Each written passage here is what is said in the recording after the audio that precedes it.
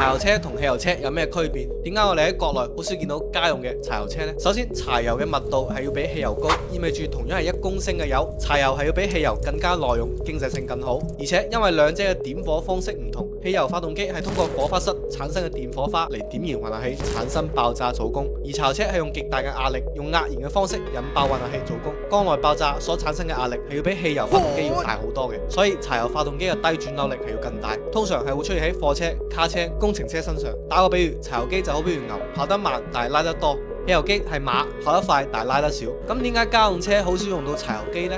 皮卡同越野車都需要大扭力啊。第一個原因係排放問題，柴油機排出嘅廢氣污染通常係要比汽油機大。第二，柴油機產生嘅噪音同震動都要比汽油機明顯，影響咗舒適性。第三，後期嘅維護成本高，除咗要添加額外嘅尿素，因為國內柴油版嘅家用車保有量少，配件比較貴，維修起身嘅費用自然係要比汽油機高啦。如果大家仲有咩補充，歡迎喺評論區留言討論。